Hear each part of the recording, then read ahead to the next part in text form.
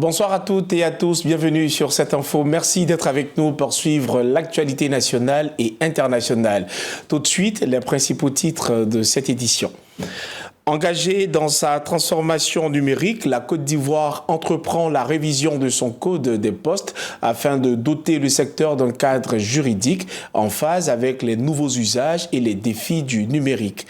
À l'approche de l'élection à la tête de la Fédération ivoirienne de football, les prétendants se positionnent et la bataille pour la présidence s'annonce déjà très disputée.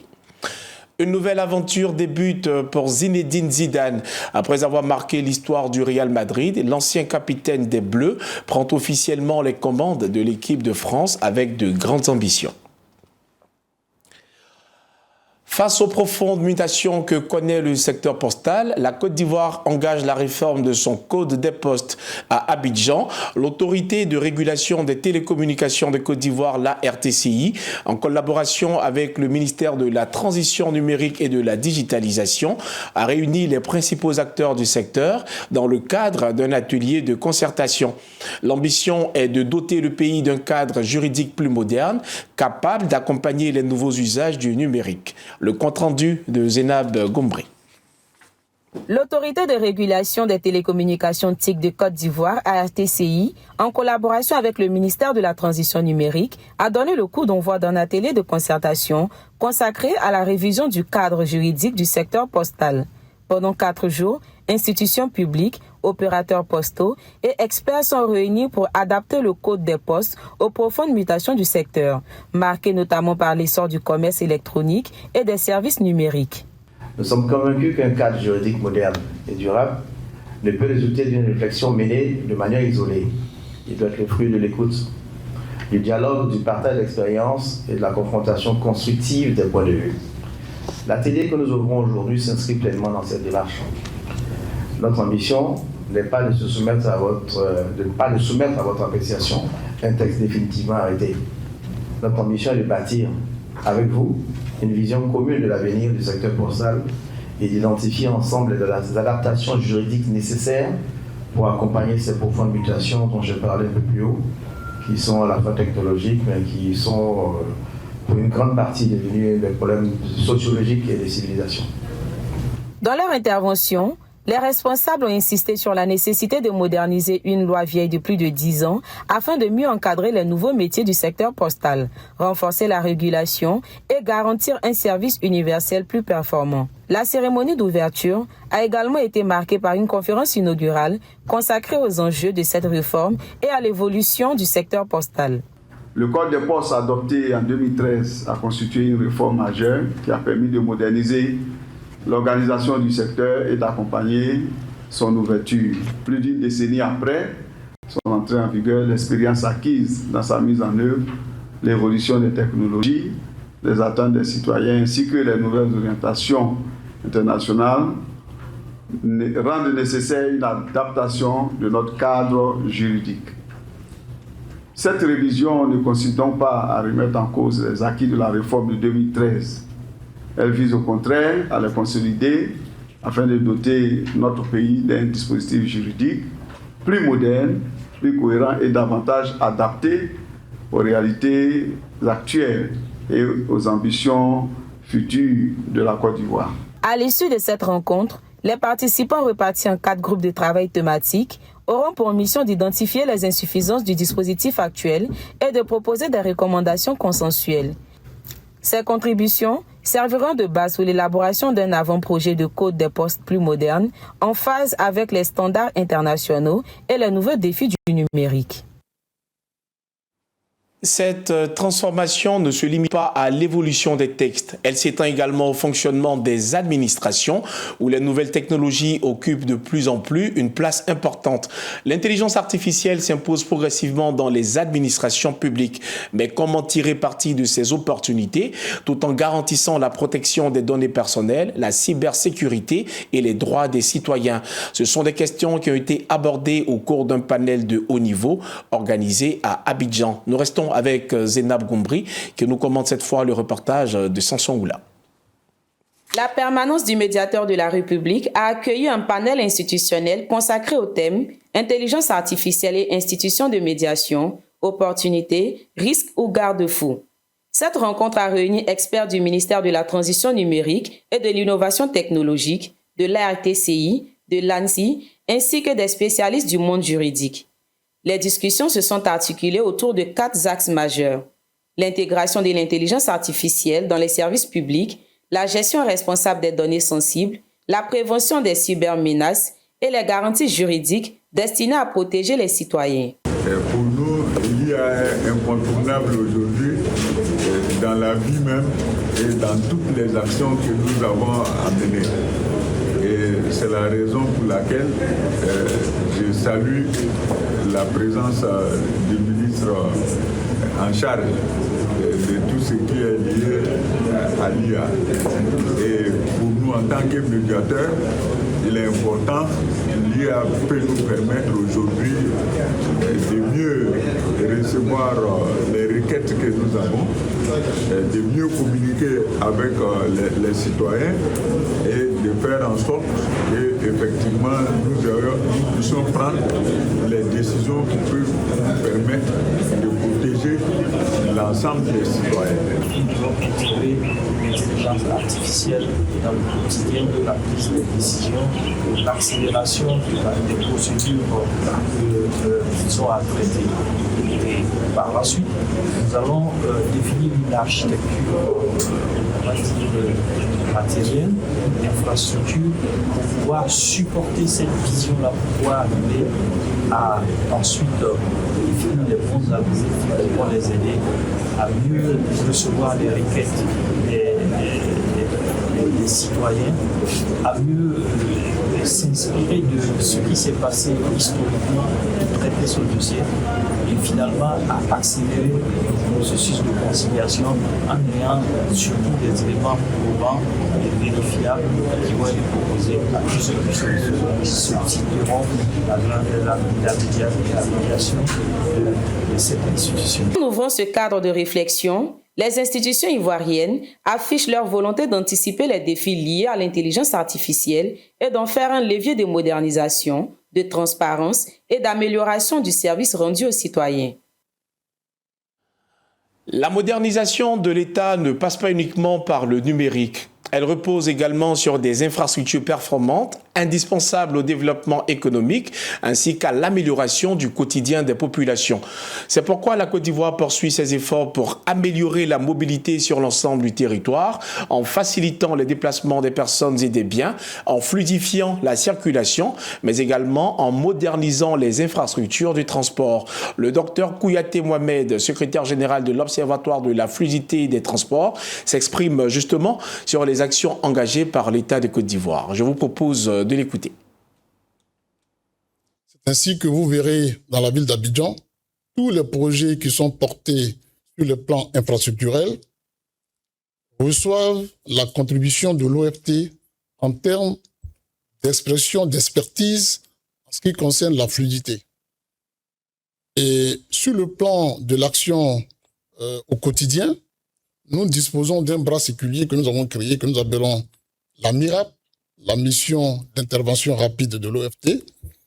Et lorsque des congestions sont constatées, intervient directement sur le terrain et en compagnie des forces partenaires que sont les sapeurs-pompiers, les forces de l'ordre haute, travaille à lever cette congestion-là.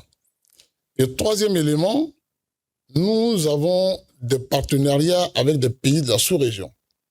Et nous travaillons dans le cadre de ces partenariats sur ce que nous appelons les PCJ, les postes de contrôle juxtaposés, qui permettent un gain de temps énorme, en ce sens qu'en un seul lieu, il est procédé à la prise en charge de toutes les formalités administratives aux frontières.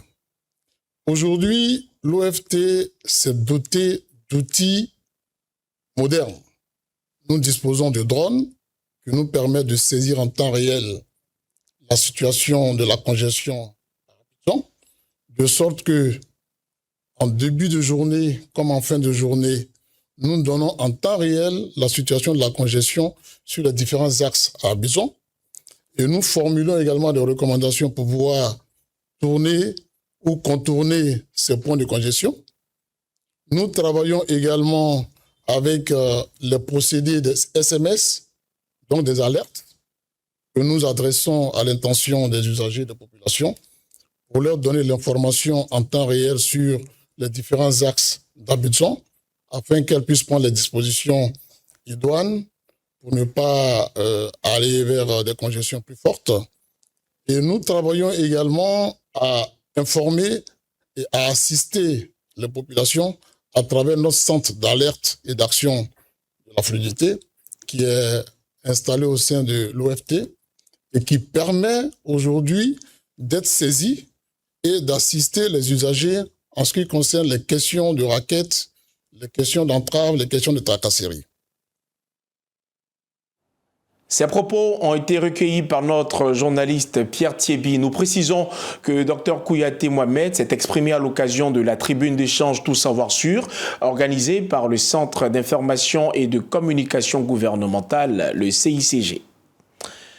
Pendant que les pouvoirs publics poursuivent leurs réformes dans plusieurs secteurs, l'actualité judiciaire continue, elle aussi, de retenir l'attention.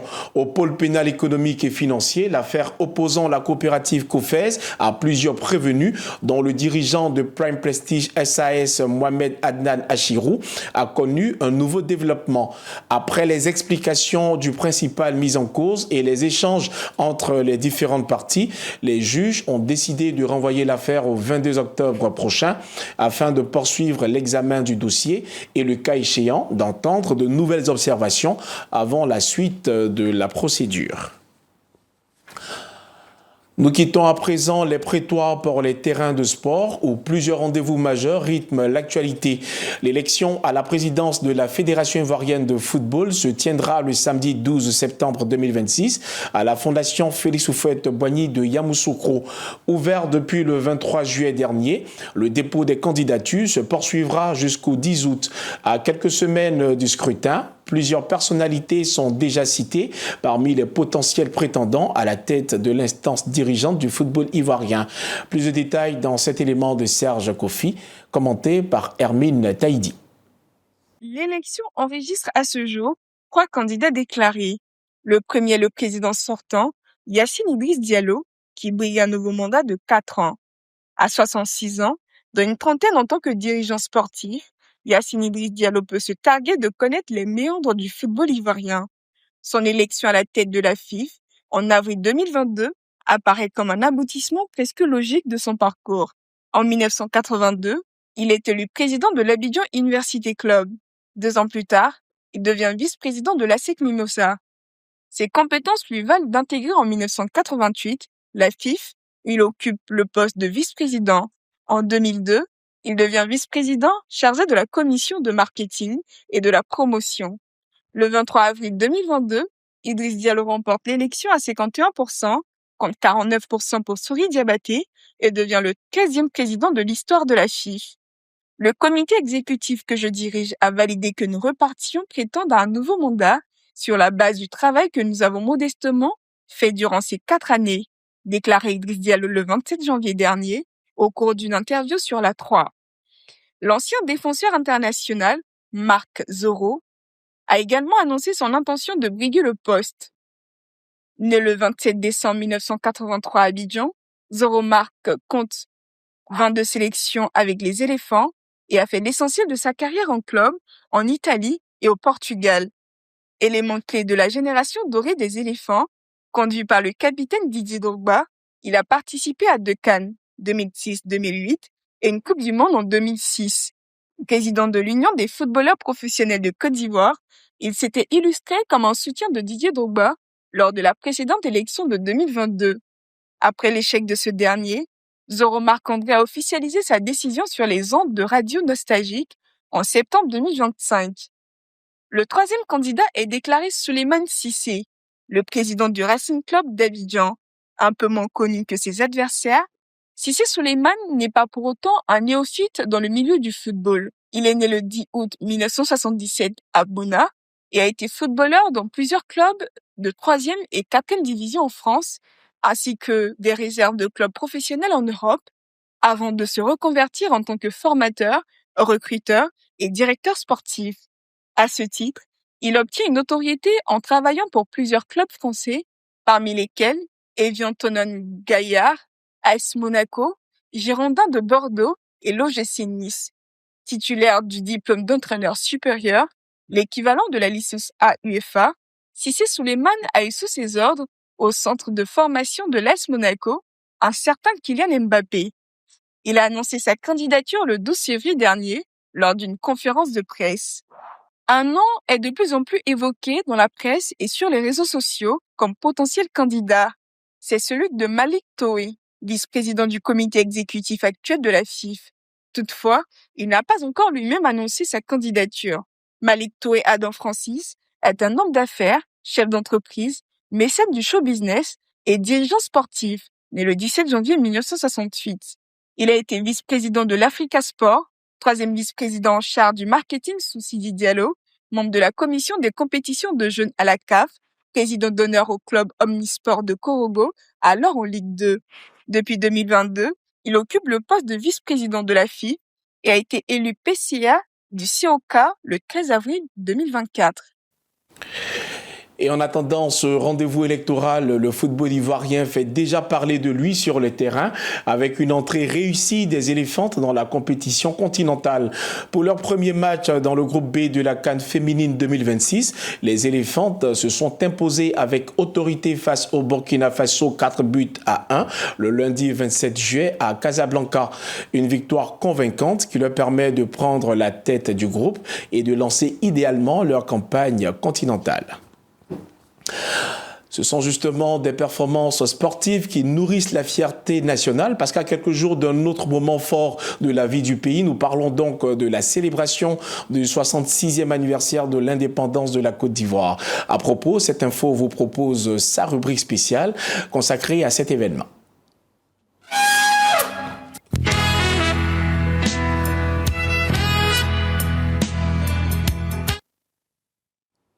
Cette année, la commune de Yopougon accueille les festivités officielles. À cette occasion, cette info s'est intéressée au transport lagunaire, emprunté chaque jour par des milliers d'usagers. Pour garantir leur sécurité, les affaires maritimes déploient un dispositif permanent de contrôle avant chaque départ.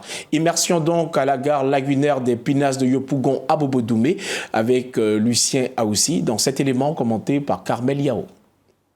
À la gare lagunaire des Pinasses de Yopougon à Bobo-Doumé, plus de 10 000 passagers transitent chaque jour pour rejoindre leurs différentes activités. Pour assurer leur sécurité, les agents des affaires maritimes, notamment ceux de la direction de la police maritime et de la logistique navale, effectuent des contrôles systématiques avant chaque embarquement. Vérification des passagers, des conditions de navigation et des équipements de sécurité. Rien n'est laissé au hasard. À l'instar du transport terrestre, le transport lagunaire est soumis à des règles strictes. Chaque pinasse est notamment équipé d'un gilet de sauvetage pour chaque passager. Dans la zone d'Abobo-Doumé, ils sont pratiquement 28 transporteurs qui transportent environ pour la seule matinée, environ 10 000 passagers. Et notre rôle ici, c'est d'éviter qu'il y ait des surcharges. Mais d'abord, nous procédons au contrôle documentaire, puisque la Direction générale des affaires maritimes délivre des documents, des autorisations pour leur permettre d'exercer leur activité en bonne et due forme. Voilà. En ce sens que nous effectuons les visites techniques qui viennent de l'administration maritime à partir des inspecteurs qui délivrent des certificats de visite. Et donc, quand nous contrôlons ces certificats de visite-là, ça nous permet de savoir le bon état de navigabilité de l'engin. Il y a aussi les équipements de lutte contre l'incendie, voilà, que nous contrôlons. En tout fait, tout cela pour nous rassurer que le navire est en bon état et qu'il transporte les personnes en toute sécurité. Les usagers saluent ce dispositif de contrôle qui renforce leur sentiment de sécurité lors des traversées. On n'a pas vraiment peur de monter dans le bateau parce que je pense qu'il y a la sécurité. Et en montant dans le bateau, ils mettent des escaliers pour pouvoir monter dans le bateau. J'encourage les populations de Yopougon de ne pas avoir peur de prendre les bateaux parce qu'il y a même les affaires maritimes qui sont là, qui veillent aussi sur la sécurité. Donc là, je pense qu'il n'y a pas de problème. Je prends la pinasse parce que c'est un moyen rapide et puis le cadre est sécurisé.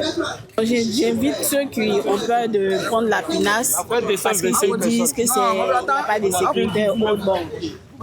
Bon, je leur dis de venir quoi. Jusqu'à présent, il n'a pas encore eu de dégâts. Donc, à travers cette présence permanente sur les quais, les affaires maritimes réaffirment leur engagement à garantir des traversées plus sûres et à protéger les usagers du transport lagunaire. Au-delà de l'organisation matérielle des festivités, la fête nationale, c'est aussi l'occasion de mesurer le chemin parcouru depuis l'accession du pays à la souveraineté. À l'approche du 7 août, que représente aujourd'hui l'indépendance pour les Ivoiriens? Entre fierté, bilan et espoir pour l'avenir, ils livrent leur témoignage dans cet élément de Salomon Guidi. L'indépendance, ça représente pour moi une grande fierté. Et beaucoup de mémoire, quand je vais parler de mémoire, de souvenirs. Nous savons tous d'où la Côte d'Ivoire est sortie. Après tant de crises, après tant de difficultés, aujourd'hui, nous voyons beaucoup de coins, des villes rayonnées, voilà, avec beaucoup de beauté, de fierté. Et vraiment, c'est un plaisir. Bon, l'indépendance de la Côte d'Ivoire, vraiment, c'est le jour où la Côte d'Ivoire a eu son indépendance. C'est le jour où la Côte d'Ivoire a été ressuscitée parce qu'avant, on dépendait des Blancs. Mais depuis le 7 août 1960, nous avons eu notre indépendance. Donc vraiment, c'est une joie, c'est une fierté, c'est une fête nationale. Ça fait déjà 66 ans que la Côte d'Ivoire est indépendante. Depuis le 5 août 1960. 66 ans après, je pense que la Côte d'Ivoire a fait un pont à saluer. C'est une fête nationale et en tant qu'Ivoirien, je suis bien fier de vivre cette fête. Alors, ce qu'il faut déjà commencer par dire, c'est que l'indépendance, c'est le jour où un pays devient libre et puis où le pays devient presque maître de son destin. Alors, ce qu'il faut aussi ajouter, c'est que cette fête, elle célèbre essentiellement deux choses, plusieurs choses, mais on va retenir essentiellement deux choses.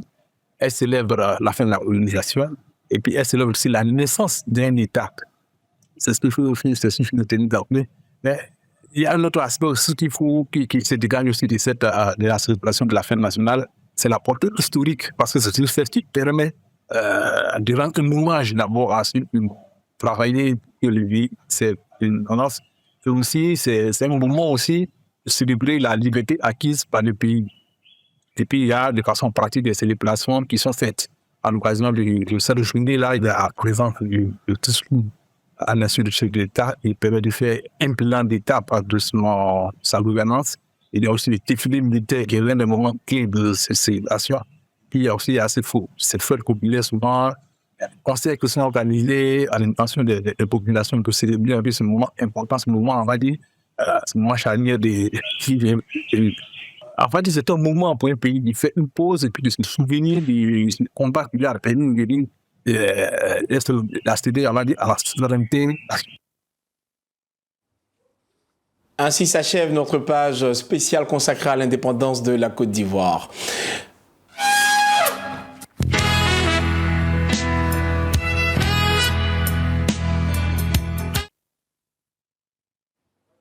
Et parce que l'identité d'une nation s'exprime aussi à travers sa création artistique, ouvrons à présent notre page culture pour retrouver justement Raïma Diabaté.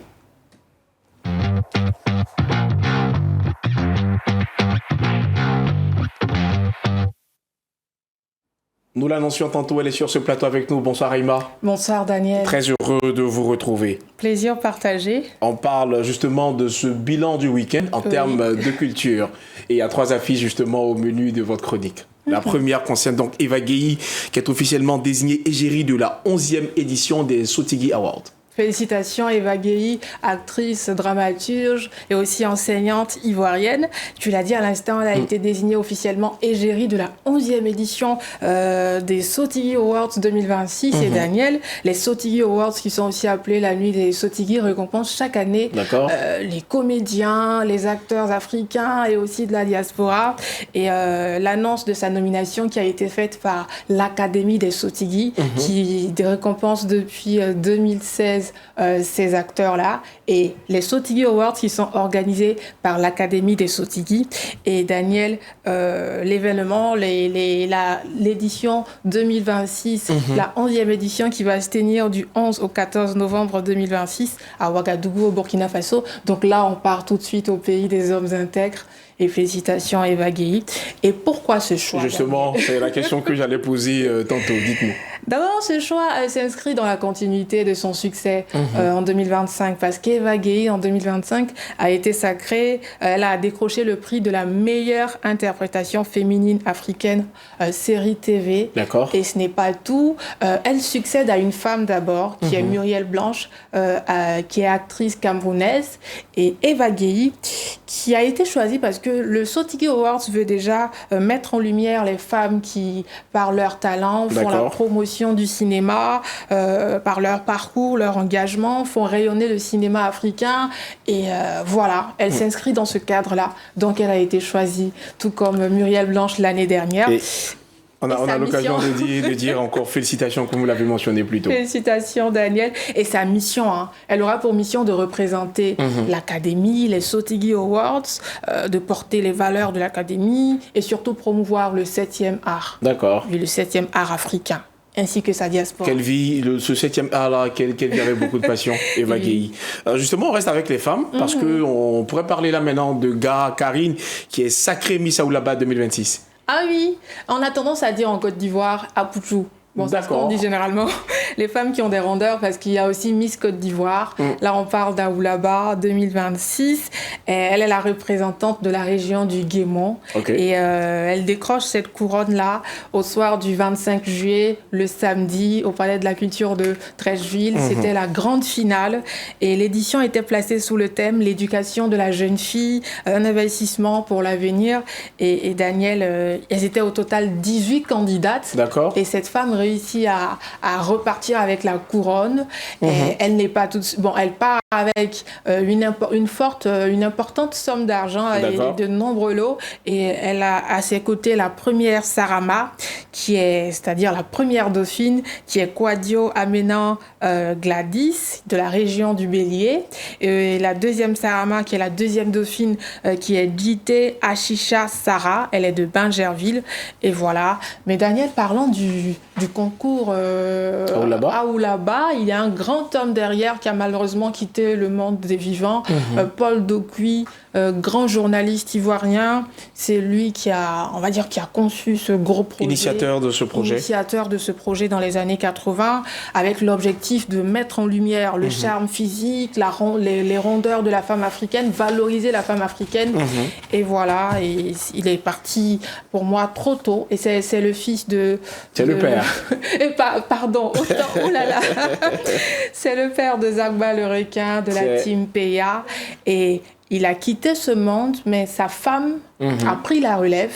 Reine Dokuy. Justement. Elle organise encore ce concours. Elle est la présidente du comité Aoulaba de Côte d'Ivoire. Et tout ça s'inscrit dans la promotion de la culture ivoirienne. Merci, Raïma. Dernier point abordé avec toi, c'est le rappeur Dopelim, qui était en concert au Parc des Expositions. Oui, le jeune prodige du rap ivoire qui a donné ce concert-là le samedi dernier, 25 juillet, dans le hall 1 du Parc des Expositions d'Abidjan.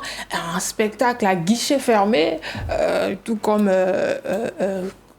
pardon, son nom. Didi B? Non, pas Didi B, TRK, la semaine dernière. Et l'événement qui a réuni plus de 11 000 personnes, avec aussi des figures du rap sur la scène. Pour le soutenir. Oui, telles que la Team PA. Et plus de 2 heures de show. C'était bien, avec des titres à succès tels que Gala, Verstappen, Nouveau Départ, Bon Mood, Vive le rap. Vous voulez entendre quelques notes? Okay. Et son nom à l'état civil, c'est Lorou Johan Melvin. D'accord, on l'appelle Dopelim. Oui. Merci pour toutes ces informations à caractère culturel. Merci Raïma d'avoir été sur ce plateau. Mesdames et messieurs, cette édition n'est pas terminée avant de la refermer. Nous prenons la direction de l'international.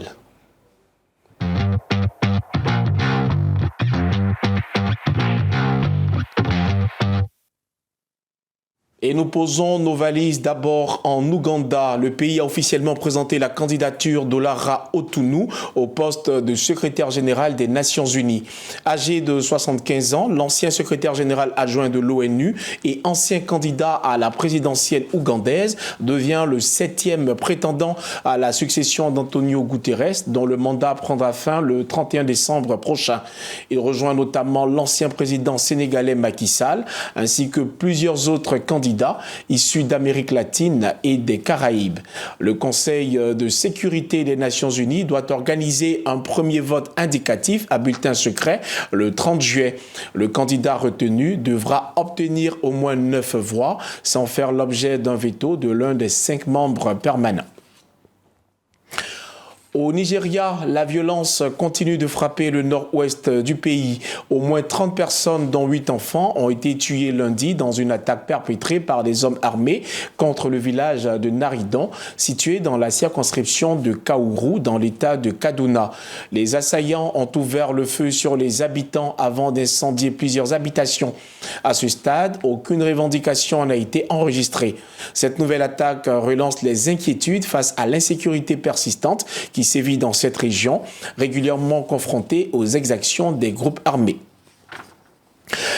Et nous parlons de sport justement après avoir tout remporté sous les couleurs du Real Madrid. Zinedine Zidane ouvre un nouveau chapitre de sa carrière. L'ancien meneur de jeu des Bleus prend officiellement les rênes de l'équipe de France avec pour mission de conduire la sélection vers de nouveaux succès. Présenté ce mardi 28 juillet par la Fédération française de football, le champion du monde 1998 a affiché à la fois son émotion et ses ambitions. Le reportage est signé Idrissa Diané. Il est commenté par Fatou Kalouga. Il retrouve le maillot bleu, cette fois sur le banc de touche. 8 ans après avoir quitté la sélection comme joueur, Zinedine Zidane ouvre un nouveau chapitre de son histoire avec l'équipe de France. Présenté officiellement devant la presse, le champion du monde 1998 n'a pas caché sa fierté de devenir sélectionneur des Bleus. Aujourd'hui, pour moi, c'est juste une continuité, quelque part un rêve. Ce que je peux vous dire, c'est que j'ai eu des propositions pendant ces 4-5 ans où j'ai arrêté pour reprendre un club et je les ai toutes refusées pour l'équipe de France. Parce que l'équipe de France, pour moi, c'est la seule chose que je voulais faire après ma carrière, enfin après mon expérience avec le Real Madrid. C'était la seule chose que je voulais faire, c'est entraîner cette équipe de France. Je l'ai connue gamin, j'ai commencé minime, j'ai franchi toutes les étapes jusqu'à arriver à la sélection A, qui est le summum. Voilà, il n'y a pas d'autre mot. Aujourd'hui, j'ai l'opportunité d'être le sélectionneur de cette équipe et je vais tout donner pour que cette équipe continue à gagner. De légende des Bleus à sélectionneur national, Zinedine Zidane poursuit une trajectoire hors du commun. Ce journal est terminé, il a été préparé par l'ensemble de la rédaction. Merci de l'avoir suivi. On se dit à bientôt pour un autre rendez-vous sur la première chaîne d'information en continu de Côte d'Ivoire. Au revoir.